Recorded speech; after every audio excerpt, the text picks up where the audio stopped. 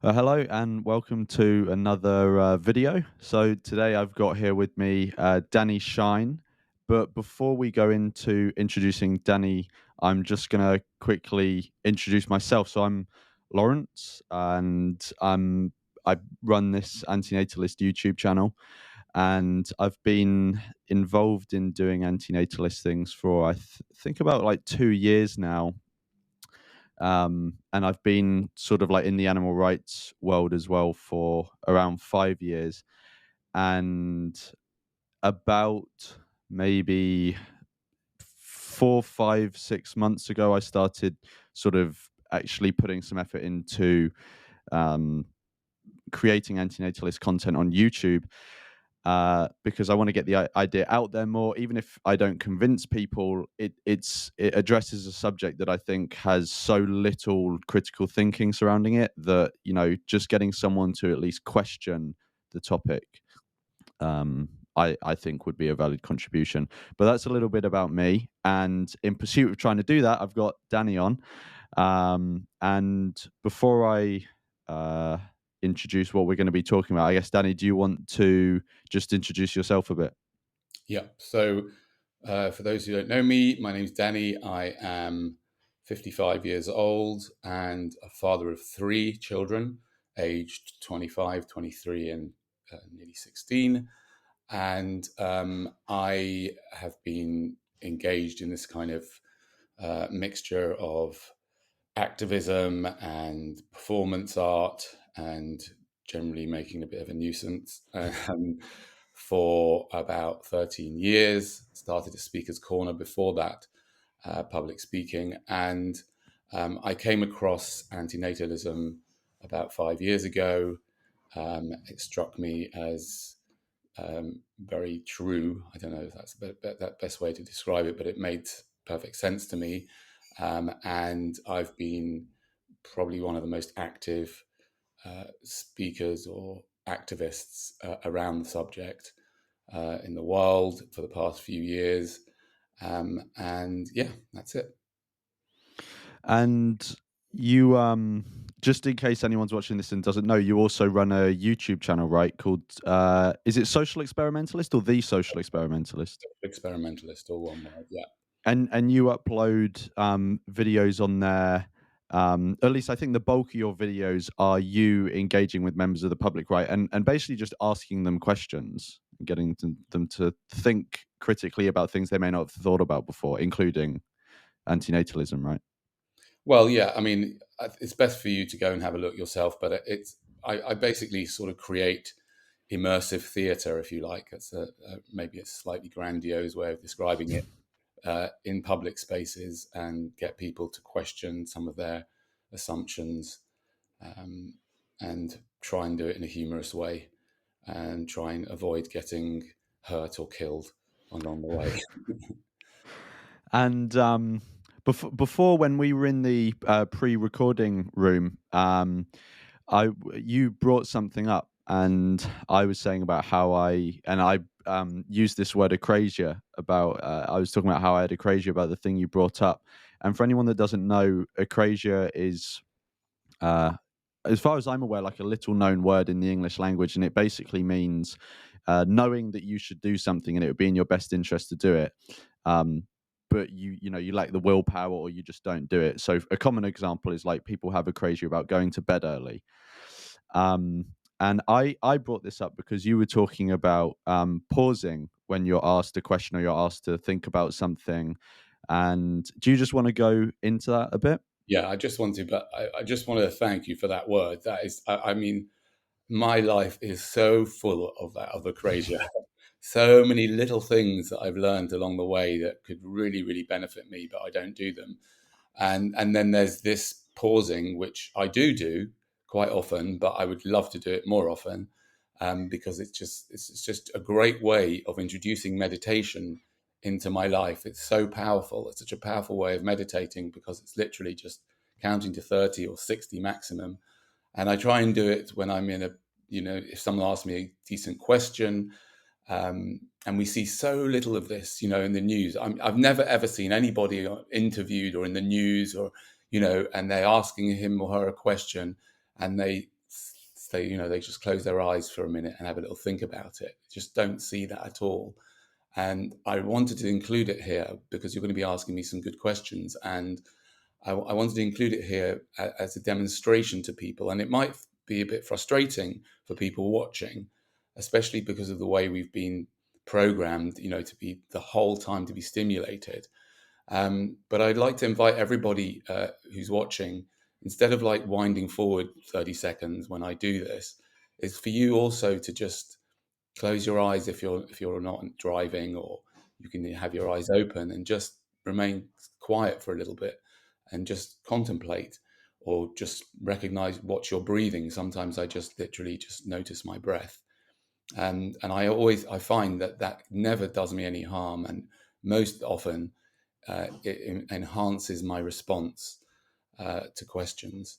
So I'm going to be doing that, and I want to invite all of you to join in, including you, Anton, because it's also a great way of just calming myself down, um, and inviting in the highest part of myself, which is deeply embedded in my subconscious, in my belief. So yeah, let's go for it. Mm.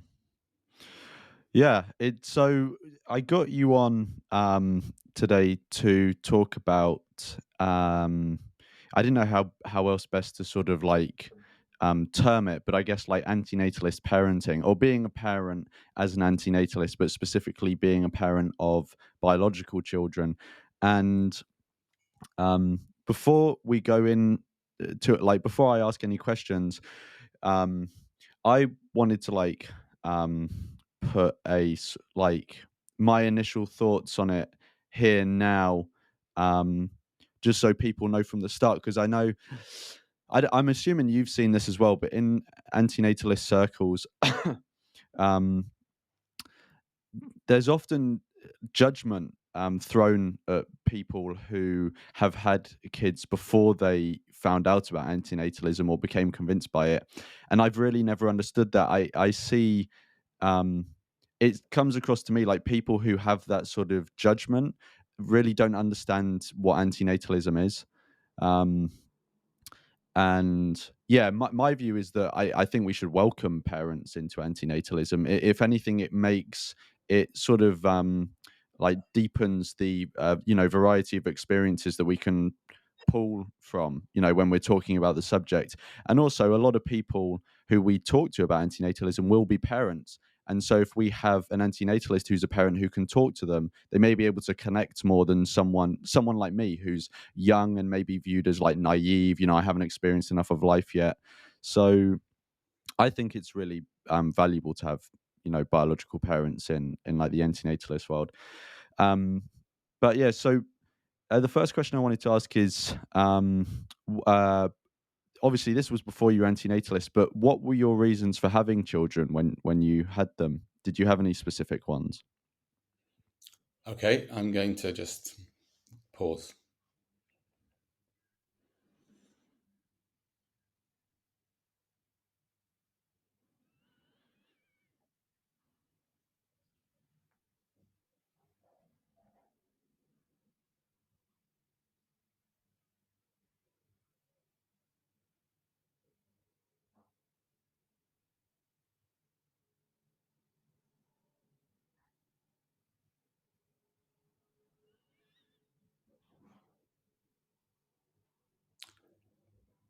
Okay, so what's interesting about that question is that um, I came from a Orthodox Jewish background, and in our culture is very natalist, or pro natalist, pro the idea of having children, and so much so that there's a charity in our community which helps people who can't have children, which is seen as a terrible thing. It's very sad that people can't have children, and there's this charity to help them. Um, so, to me, the question of why would you have a child is like asking me, why do you eat? Why do you eat? Why do you put your clothes on in the morning? Mm, It just not. It was just not a question that came up at all. Everyone did it. It was part of life. You get married, you have children, you go to work, and that's it. That's how it works. So yeah, I didn't think about that question for a minute at all. So I suppose I could answer the question as the reason why I had children is, I suppose you could say, because everyone else was having children, and it's because what my culture had taught me over years and years and years. And I have to tell you that I don't know when it was the first time that I'd even met anybody that made a conscious decision not to have children. I don't know when Mm. the first time I met someone like that was, but it was. I don't think it was before I was 30. Maybe even well after I was 30. Yeah, I would. I mean, I wasn't raised in the same community, but I think I had like an equal level of sort of blindness to the question before became antinatalist when I was 20, and before that, um, basically my only life goal was to have a kid, and I wanted three kids, and I don't think I ever thought about it critically. I think, like you, it was just I wanted them because that was the default. Um, I didn't really have a specific reason. I think it was just sort of you observe that everyone else is doing that, and you kind of just it's just the assumption that it's sort of like it's part of life. It's even though it's a decision you make, assume that it's going to happen to you rather than because of your decisions. Um, Yeah, so I was exactly the same. Looking like back on it now, like the decision to have children, how do you view um that decision now, like with your sort of antinatalist perspective now? Okay, I'm going to just pause again.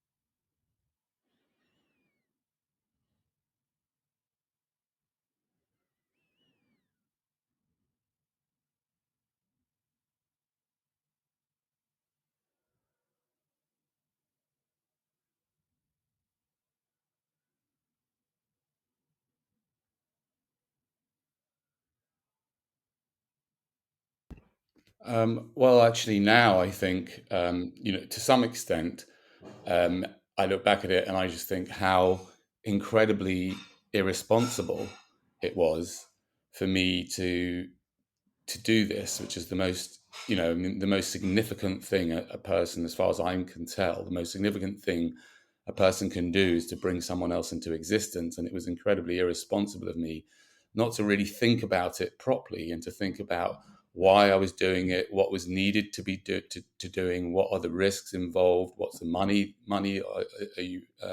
is needed. Um, all those types of things, the sort of thing that things that I would have thought about before I bought a house.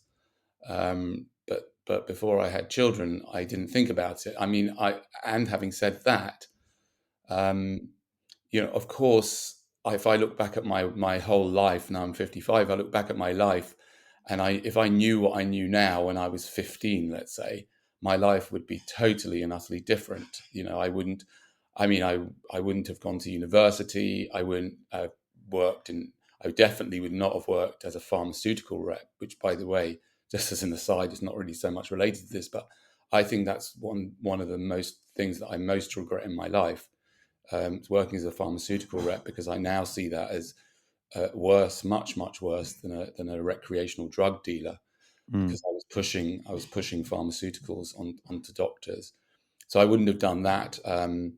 I don't know if I'd have got married. I don't know if I'd have had children. I mean, everything would have been very very different, and I probably wouldn't even have gone into the business that I was in, which was I'm still in sort of, but which is playing live music at parties. And the type of music that I was playing, and the lyrics are just awful. Mm. Now I look back on it, yeah, all that stuff. So when I look back at my life, if I knew what I know now, I would do it very differently. But of course, I didn't. So I don't spend my life really regretting what I've done in the past, because I did what I did, given the knowledge that I had. So mm, that kind of comes back to, if people in the antinatalist circles have got resentments and judgments against people who have children who become antinatalist, then that's fine for them. It's it's that it's fine, but they don't understand. They obviously don't understand that at the time, we most of us are just doing the best we can with the knowledge we have. And I was given that conditioning. The whole of society, the whole of my, everything inside of me, and my nature, my DNA, and my conditioning, and everything, all of that led to me reproducing. So, I forgive myself for that, and I forgive my parents for that, because they were the same. mm. Yeah, I think that is the healthiest way to go about it, because I can definitely see how someone who has had kids and then become antinatalist, I can definitely see how they would allow it to eat them up, because they've done some, like, it's a bit like becoming vegan and then realizing what you've been doing for years is completely horrible, and um you know In a way, it's actually a lot worse than that, because at least when you're a vegan, you're stopping that, and mm, you've you're stopping your involvement in it, and you know the animals that have been tortured and died for you are dead. yeah, it's But kind of I think done, yeah. becoming a parent and realizing, that the arguments against procreation are so strong is a lot more challenging, because I have my children here, and I know what I've put them in, I've brought them into. And another thing that I realized only after I came across the antinatalist arguments, um, is that I had my children when I was in my 30s, right? Or yeah, 30s. And and I didn't know now that I'm 55, I'm starting to, I'm actually okay. My health's very, very good, and Mm, I feel as more healthy than I ever have. But that's because I put a lot of effort into what I eat and the exercise that I do and my lifestyle. But I know that it's gonna, I'm going to, fall apart and get old. And I didn't, I was only in my 30s when I had them, so I've put them through this, and they're going to have to go through that whole process, and I'll be gone by then.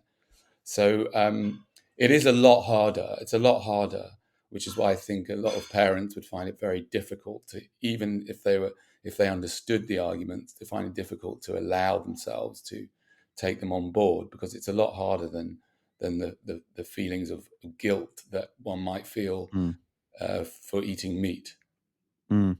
And you were talking about there how, you know, if you become antinatalist as a parent, it's not like the thing you have done stops because your children are still around. Um, and like that leads me on to my next question: is has becoming antinatalist and having that new sort of like view of the world, has that changed the way that you parent at all, or your relationship with your children? Um, yeah. Okay, I'm going to answer that, but before, I want to bring up one other thing, which I've mentioned on a couple Mm, of other chats I've had. And that is that I think that the word antinatalism, I think it doesn't do justice to the philosophy.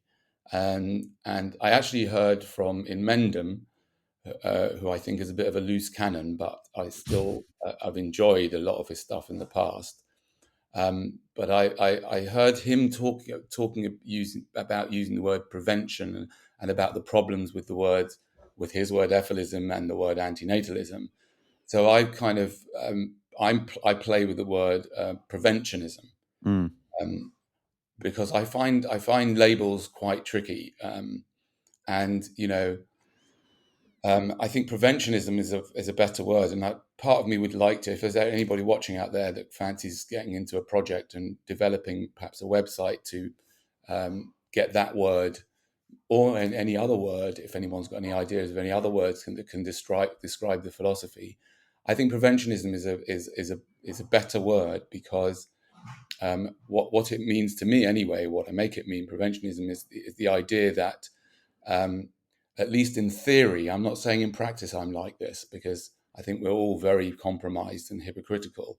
But in theory, to me, it seems like the prevention of harm to me, seems like the highest form, the highest priority of ethical priority. If I can prevent harm from happening, it's a lot better than curing it once it's happened. Mm. And what I also like about it is, for me, preventionism is the prevention of unnecessary harm. Yeah, and if that's the philosophy which resonates with me, which it is, what I like about that word is that it also, instead of saying, "Look, I'm anti-natalist, I'm absolutely anti-birth, and I'm sure about it, and nobody should be procreating." The problem with that word is it brings up psychologically, it brings up opposition in people's minds, and they're going to think, "No, no, no, I'm pro," or in some cases, yes, some cases, no, right? And whereas preventionism leaves a lot of space for people to think about things. So, for example, if I'm against if preventionism, I would define as the prevention of unnecessary harm, then it's up to me and anybody else to decide what harm is necessary. And it makes us think about, well, what harm is necessary and what harm isn't. So, for example, I cause myself, well, not harm, but suffering every day, by exercising, doing yoga, Pilates, boxing, running, cycling, and all sorts of things, and contorting myself, and it's painful, and it causes suffering. I suffer from that, but that suffering is necessary in order for me to live a healthy life. Um, so that's necessary, and that often people will bring that up. That some suffering is necessary, and once we're here, it is necessary, right? I also suffer on a daily basis, having to stop myself eating things that aren't good for me, and Mm. stopping myself eating amounts of food. So stopping before I'm full, or before I'm over full, for sure. And that I personally find very, very challenging. Every day I have to do it several times a day. So that's necessary suffering. But bringing someone into existence, as far as I can tell, is unnecessary.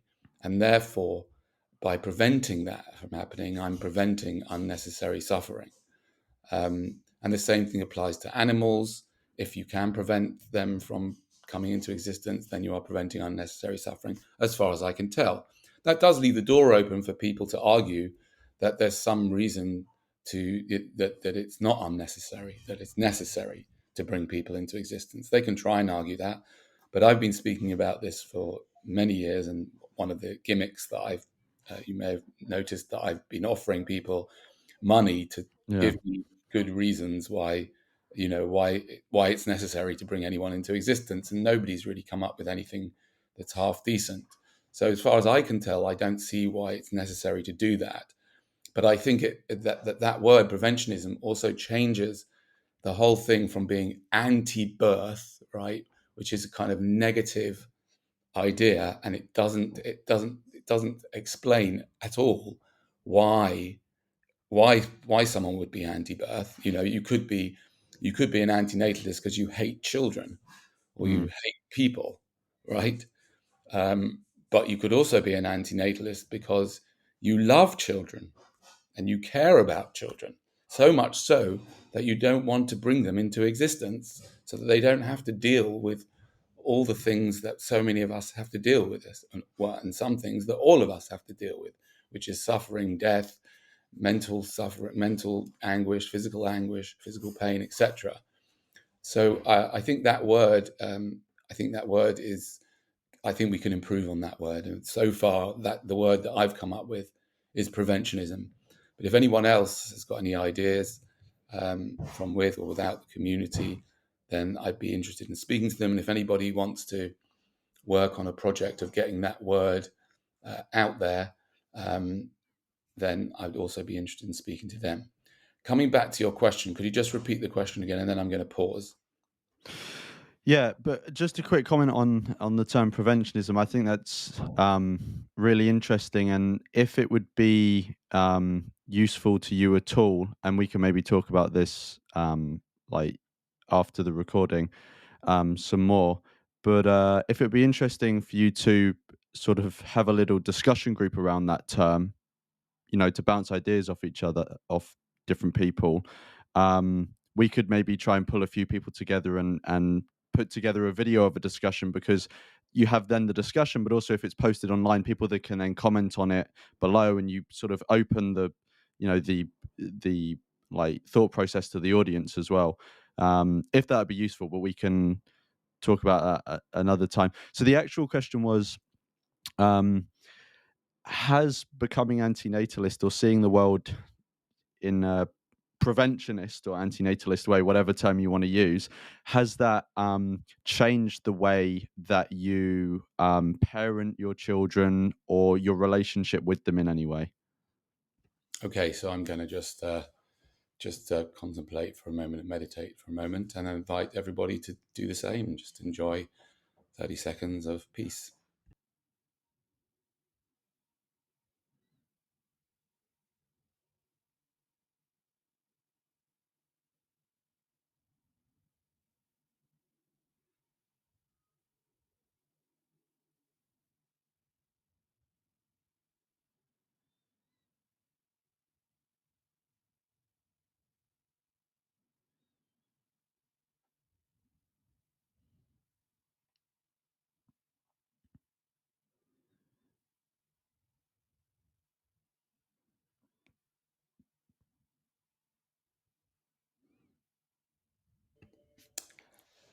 That's a good question. Actually, you did send me the question before, and now that I think about it, I think it would have been interesting for me to ask my children that how they've experienced a change, or have they experienced a change since I've come to these ideas.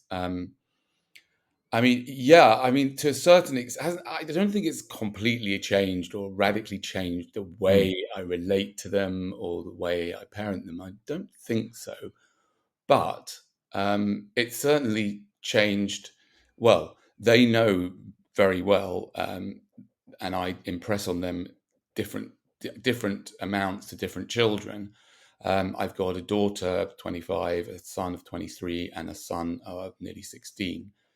And so I guess I approached them all differently, as any parent would with their different children. But they know full well that would I definitely would not like to be a grandparent unless they adopt or mm, foster, or um, unless they one of the ideas which I think is not thought about at all, and I think is an excellent idea that could be uh, introduced into society, is if people want to be parents, then they could.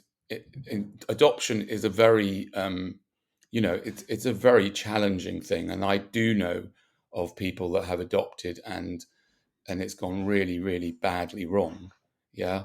um, for example, I know a colleague of mine adopted three boys from who were from a very unstable, difficult home, and they were taken away, into foster care, and then he adopted them. And I think one of them ended up committing suicide, one of them ended up in mm, prison, and the other one is in a terrible state. It was shocking stories. um, and he was just a lovely, regular sort of middle class, if I must call it that, guy. Yeah. mm, So, adoption is definitely not easy. And so I wouldn't. I think it has its problems. Fostering actually is a very interesting option. My sister has got children of her own, but she's who are older now. She fosters children, and that's it's a very interesting thing to watch. She gets paid not a lot of money, but she gets paid something for it, mm, and she only looks after them for a few years, sometimes mainly when they're babies. And although it's difficult to let go of them, when they go after a couple of years, they benefit greatly from her. She benefits greatly from it. She gets paid a little bit of money to help her. and she's done a great thing for the Mm. child who's been brought here already and needs help. So fostering is a good idea in my opinion.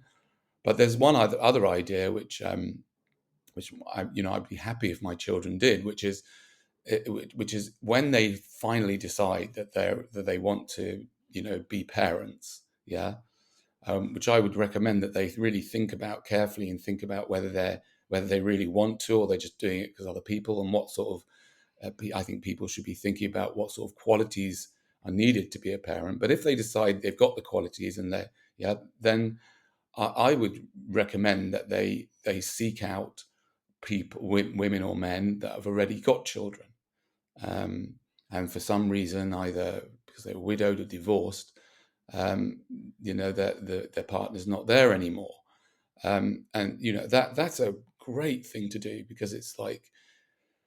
And I interviewed some guy who was a stepfather. He was only a stepfather a few Mm. months ago, and it was a great thing that he'd done.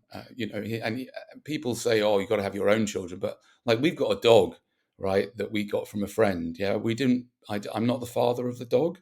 Yeah, but we still love the dog. You, Yeah, yeah. don't have to be the dog's father to love it. So if they did that, I would be fully supportive of them. Um, and the great thing about that is that I know this sounds callous, but if you're respectful about this and you do this the right way and you're compassionate about it, you can try them out, And if it doesn't work out, as long as you're kind and compassionate and good to the children and good to the woman or man, along the way, and you don't just use them. But if you're compassionate about it and it doesn't work out, you've still done something. You've still taken care of somebody else's children for however long it is you're together Mm. with that person, and then and if they don't like you or you don't like them, then you can move on. Unlike it with the situation with your children, where if they don't like you or you don't like them, you can't just move along.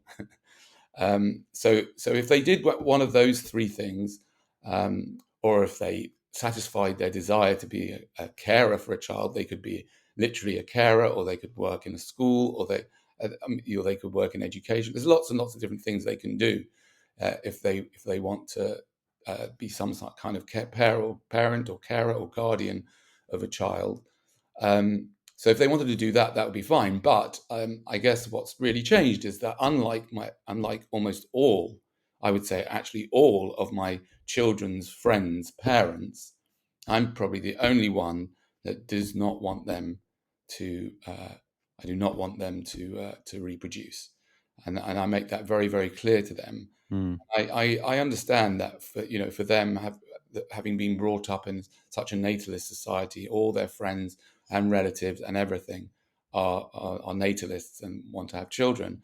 I understand for them that can create some uh, discomfort, and but that's how it is. And so yeah, so that's the first thing. The second thing is I think more than ever now, I think that I have a responsibility. I feel since I found out about these ideas, feel I have more of a responsibility to take care of them and myself, so that I can, one of the reasons why I take care of my health and is because I want to be around for them if they need me for as long as possible, because I've brought them here, and I don't. And since I've come across this philosophy, I think that I am responsible. Me and their mother is responsible for their to make their lives as uh, pain free as it can be, for as long as I can. In fact, until I die or until Mm. they die. It's my responsibility, and not just to bring them here till they're 16 or 18 and then tell them, right, you've got to go and make it on your own. So I felt like that now, more than ever, and I actually don't think that one's children should have to work in some kind of slave job, um, or to do any job that they don't want to do. I don't think they should be doing that.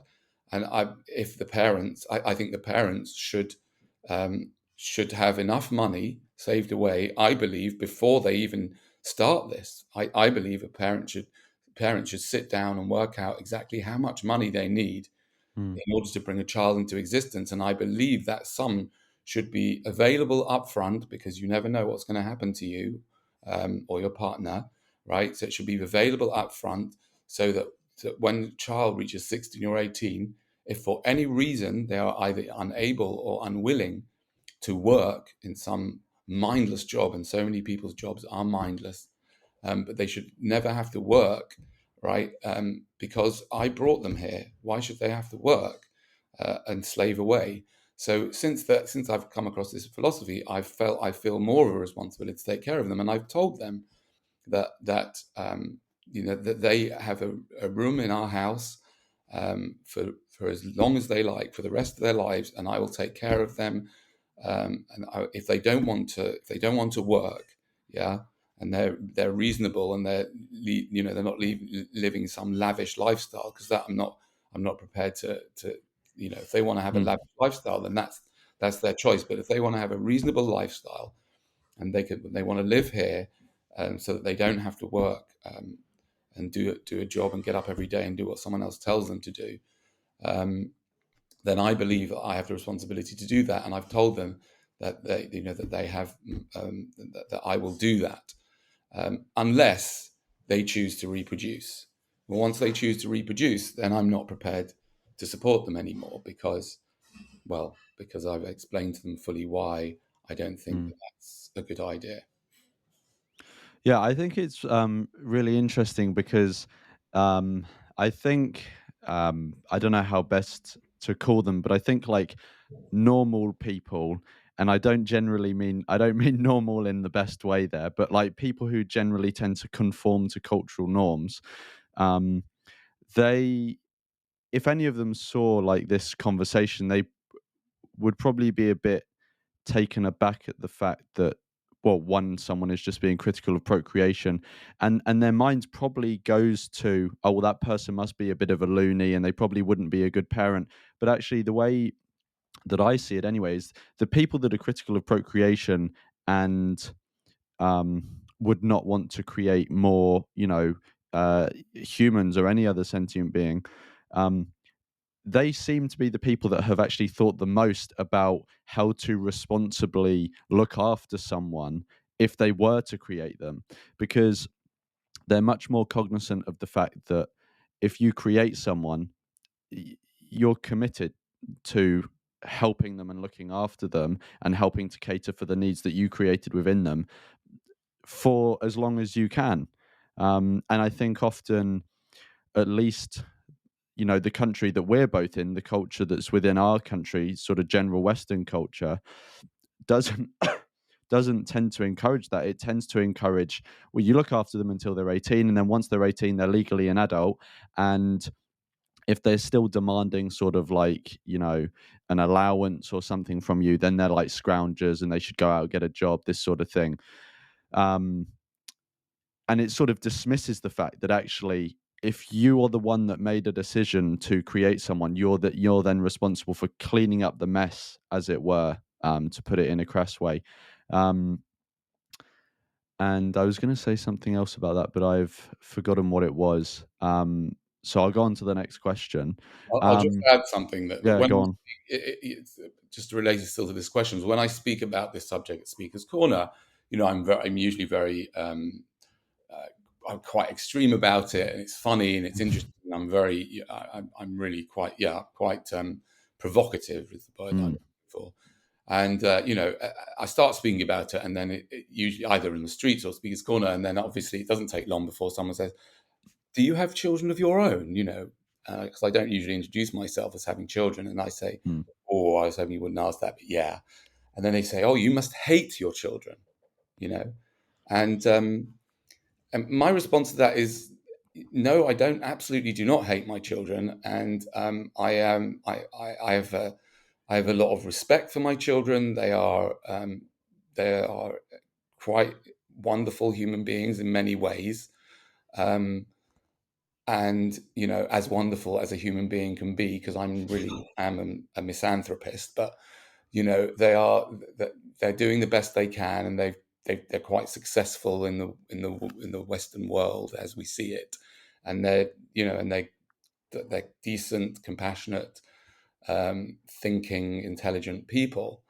And I would say that actually I care more deeply in a way than many parents that I see around me, and certainly many of the parents of my children's friends, because my desire for them not to procreate is also an act of compassion, or it's an idea of compassion towards both uh, the children that they're going to create and also towards them themselves.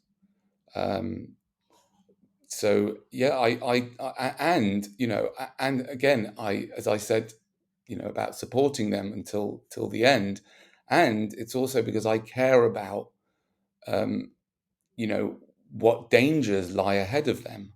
I'm concerned about what dangers lie ahead of them. I never thought, one of the questions that I ask people when I say, who here is going to have children, or who's here has had children, and someone will put their hand up and I say, how would you like your children to die?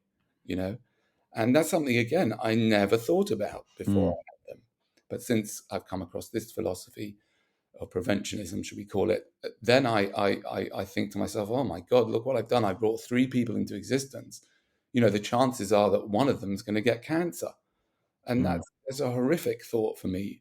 And it's funny because like my own mother died about 17, 18 years ago. She was 65 at the time, and she got breast cancer, and she had to have a double mastectomy, and she and she had chemotherapy, and then it went to her brain, and she ended up in a hospice almost as a vegetable. It was a horrible, horrible 2 years of her life. And it's funny because she died, and we had our third child a year after she died. And it never occurred to me before I came across this philosophy, that, well, her mother gave birth to that. Her mother gave birth to her. And, her mother was actually alive when she died, although she had dementia. So her mother had dementia, and her grandmother gave mm. birth to dementia. Her mother gave birth to cancer.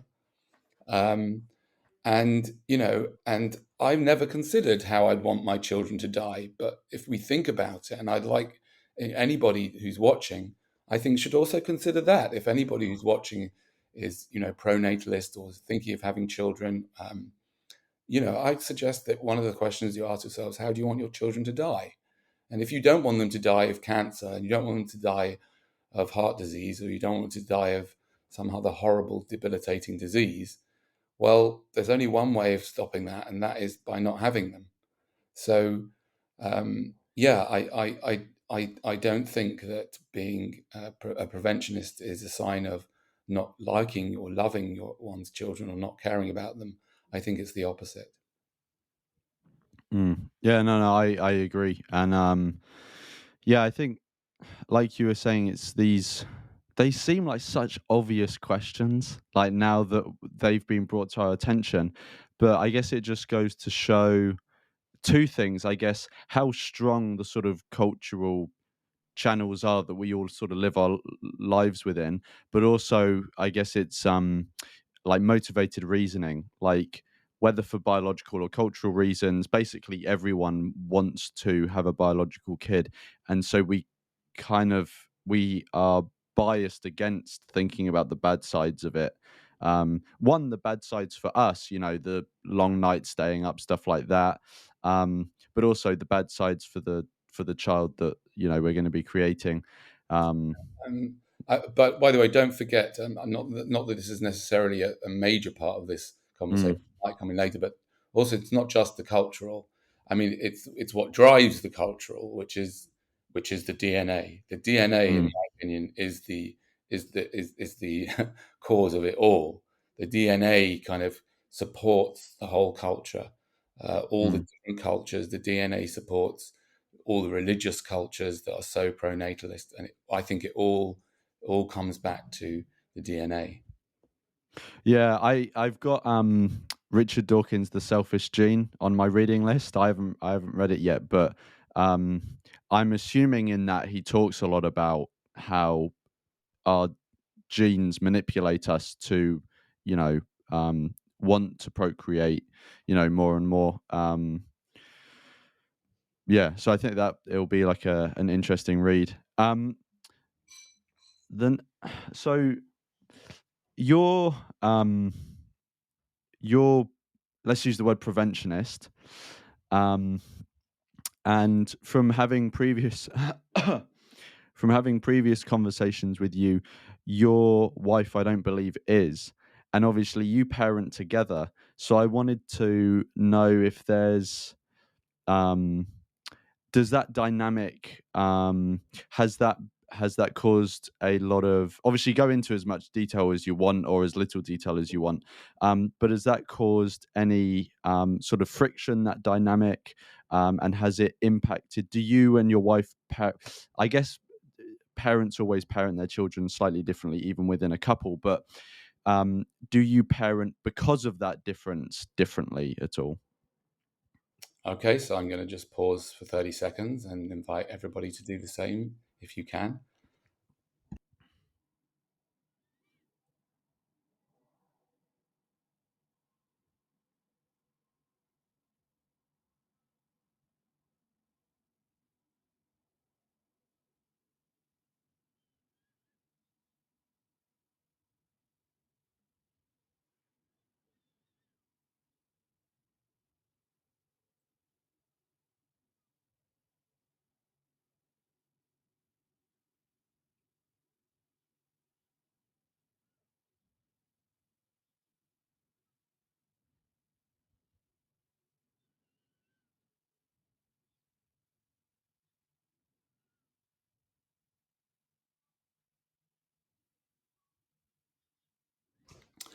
Um, my wife and I have really grown apart philosophically quite radically since we married 29 years ago. Um, so and you know and the first difference is religious difference, because when I got married, I was religious and she wasn't. um, she just actually walked in the house, and when I'm having these conversations, she's usually got some comical comment that she'll come up with, but we'll see. Um, but we've grown apart religiously. We were brought up, both of us, I mentioned before, as Orthodox Jewish, and when we got married, I was still Orthodox and practicing. And now we're very, very different. Don't believe I don't believe in God. I definitely cannot see any evidence for a benevolent deity, for a benevolent creator.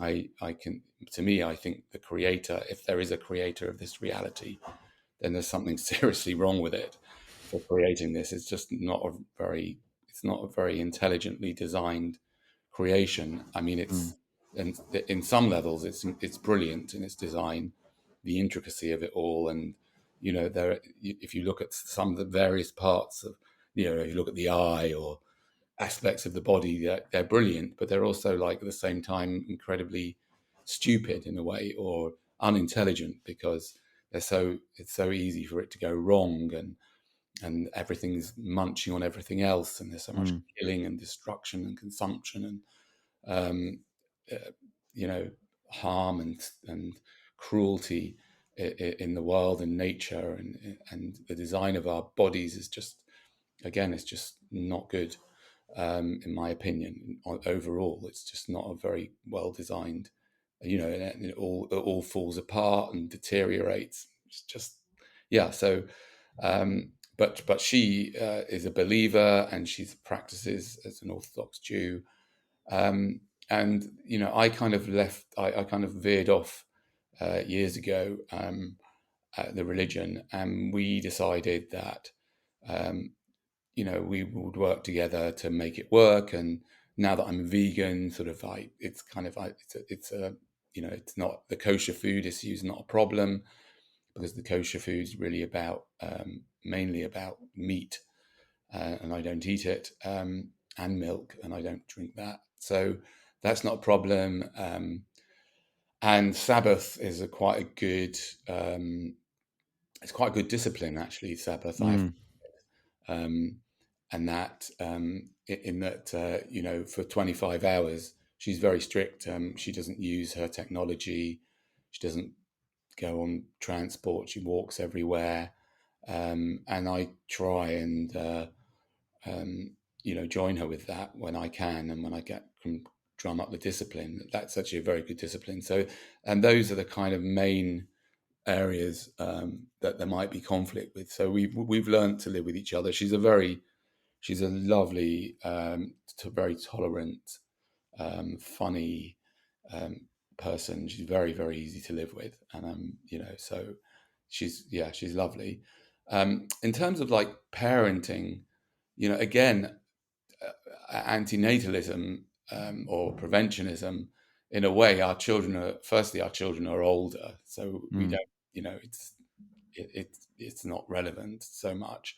Um, Secondly, yeah, it's not, it just doesn't come up with our parenting. Our parenting, um, we've always found parenting. Well, I have found it the most difficult thing by far that I've ever had to do. I find, mm, it's just like damage limitation. It's really, really difficult. And our youngest son is really complains about how how bad parents we were, and how we didn't give him enough boundaries, and I'm sure he's right about that. It's a very, very difficult job. mm, And I didn't think it through properly at all. But the subject of preventionism doesn't really come up in terms of our parenting, other than she, every so often I'll say, God forbid I should have grandchildren, and she'll say, no, I want grandchildren. She definitely wants grandchildren. mm, So we might have a difference in that.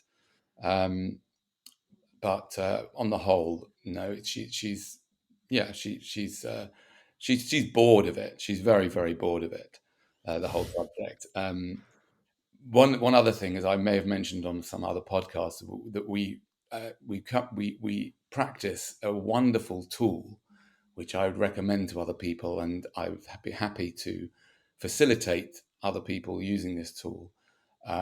But we what we do is we do role swaps. So when we have a disagreement, sometimes in the midst of a disagreement, sometimes not, we'll swap roles, and we'll play each other.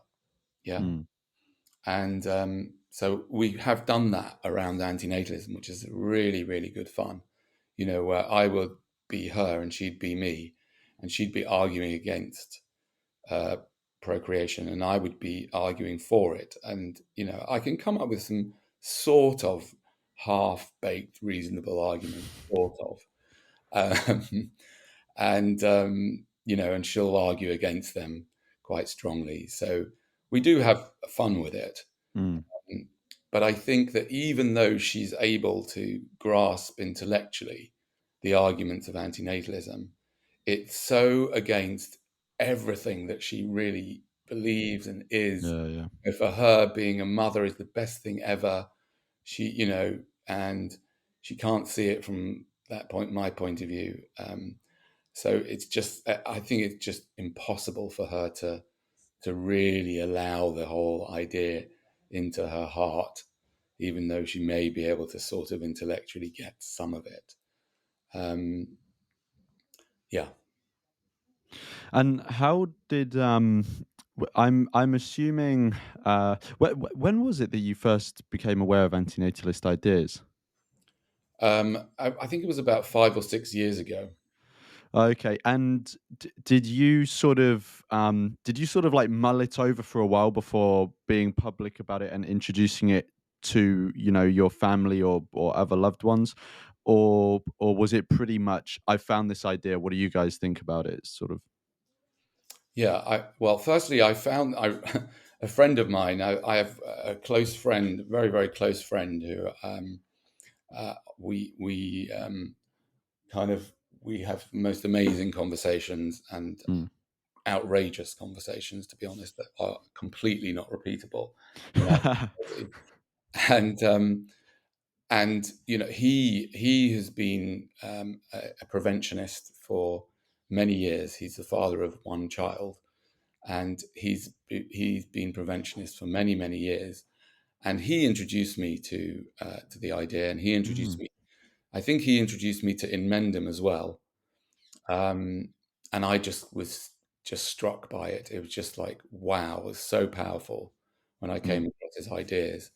I don't remember how I broke it to to my wife and children, but I mean, because I'm quite an addictive character, and I suppose can be quite extreme in some ways.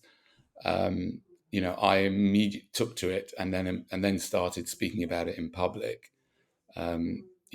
Quite quickly, um, because in a way, for what for what I do, for my public speaking point of view, it was the perfect next mm, subject, really, because it's you, what I kind of have sort of fallen into specializing in is taking um, you know uh, interesting, strong arguments about countercultural ideas, and introducing them into the public space, provoking public thought about ideas that are not in the public consciousness, and that may contradict the normal way of thinking. So it was the perfect next subject for me, and I went quite quickly into experimenting about speaking about it in public. and do you know, obviously you've spoken about like your wife's sort of reaction to or thoughts on antinatalism or preventionism. Do you know like how your children view it? Do you know, is one or two of them more like sympathetic to it, but maybe they've still got like the sort of biological side of things? You know, they maybe understand it intellectually, but they still biologically are sort of drawn towards natalism. Do any of them think, it's just dad being stupid or whatever? Yeah, what do you know what they think about it? Um, Good question. Good question. Yeah, I won't meditate on this one particular one because, um, yeah, the okay. So I've got the three. I've got my daughter. I think she, I think she, again, I think she probably understands it all. I haven't spoken to her. I haven't spoken to any of them at length about it, about what their feelings are about it. I think she probably finds it the most difficult out of all the children. As a woman, I think it's probably harder. Um, and obviously, she sees all her friends. She's living in a very natalist society, Mm. getting married. They're all having children, no question about it at all. Um, so I think she finds it quite difficult. And my older son, who studied philosophy at university, he I think he said to me fairly recently, he's like 80% of the way there. Yeah, Mm. which to me is not really good enough, so to speak. I mean, I don't mean that he's not good enough, but I'm Yeah, saying, yeah. if DNA has got 20% of the way in, then That's all it needs. that's all it needs. Yeah. And my younger son is like, says that he doesn't want to bring people into existence. So, again, we'll see. It's funny Mm. because, like, I joke about the fact that, I'm one of the only parents that I know that um, prays to the God that I don't think exists that my children turn out gay. Um, yeah, which I'm assuming would that be in like a particularly unpopular view in the sort of Orthodox Jewish Oh yeah, world? of course, of course. Yeah, It's not just an unpopular view. It's an absolutely, nobody would do that. Nobody would yeah, yeah. want their children. I mean, I'm sure that there are some. I mean, there are obviously plenty of gay people in the Orthodox world, and I've even as someone who I have a band. Mm, This is what I've done in most of my career. I have a band that plays at functions, and I've played at gay weddings. mm, But so there are definitely, of course, there are gay people in the Orthodox Jewish gay people, and their parents will accept them and to whatever degree they do. Yeah, but I've never heard of someone. I've never heard of a parent saying, I wish my children were gay. Um, cool. Well, we're coming up to an hour, so I wanted to ask the sort of final main question, um, which is if someone is watching this video and they are a parent and they sort of have um, they sort of have just learnt about antinatalism. They're maybe not totally convinced, but they're sort of pretty sympathetic. They're maybe 80% of the way there. And or there's someone who is like fully subscribed, signed up, card carrying antinatalist or preventionist. Um, but they're still sort of struggling a bit with this idea that they've brought someone into the world, you know, before they were exposed to these ideas. Do you have any sort of advice or um, thoughts that you think would maybe help them in coming to terms with that, or going forward, maybe the best way to broach it with family, or just any sort of thoughts or advice you think would be useful to them? Okay, I'm definitely going to pause for this one.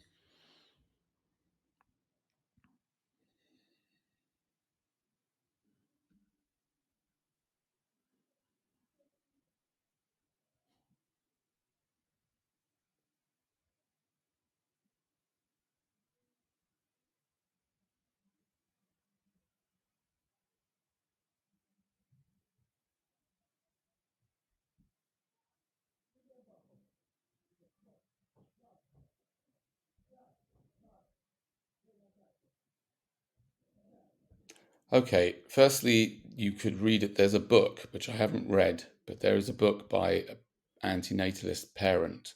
I don't know if Mm. you come across it. What's the name? I don't think I've I come don't across remember it. what the name is, but that there is a book. It's one. There's not that many books on antinatalism, and it is. I think it's fairly well known in the antinatalist community. I have forgotten what it's called, but there's definitely a book out there of a guy that had kids and then wrote a book about it. Okay, I'll try and find that, and if either of us find it, or if anyone sees this and sends it to me, I'll link it in the description. Great. So that's one thing. Secondly, as I said at the beginning, it's about I'm looking back at one's life, and there's no point in chastising myself or yourself for what you've done, because when you did it at the time, you were under the influence of your own DNA, and so there's no point in chastising yourself for it. Um, but I think it's good to process it, and I think it's good to feel the feelings. And there may be times where you feel really, really sad, or really, really guilty, or whatever feelings come up, or angry with yourself, or angry with the world, or angry with your parents for not telling you about it, or whatever anger might come up, or angry with your parents for having you. I think it's about allowing those feelings to come up, feel through those feelings, and then eventually coming to a place of forgiveness of yourself and of other people, because you didn't ask to be born, and you didn't you acted on the best information that you had at the time, just like I did. And the other thought is that I actually did have a couple of very brief meetings online, Zoom meetings, I think, with parents who are antinatalist, um, and yeah, it was only attended by one or two people because there's not that many of them around, and it's Mm. difficult to get them, all at the same time in one place. But certainly, if there are any parents who are coming across this for the first time, or into the idea and want to connect with me and other people, then by all means, they can connect with me.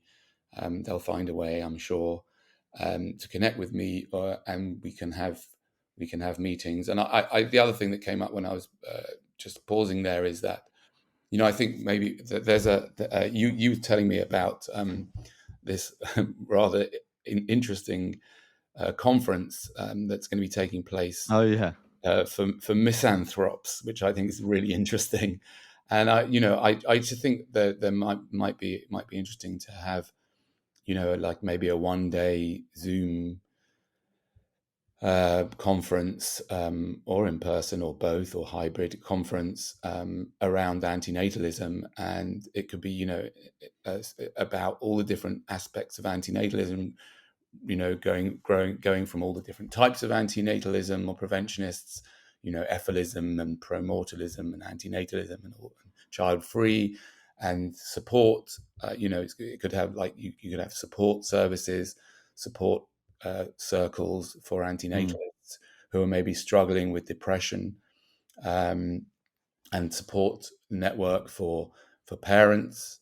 I think it would be nice if somebody would organise that. I'm not a great organiser; I'm an ideas person more, but I think that would be really good, and so that parents could be supported, um, if they come across these ideas. Mm. No, I think that would be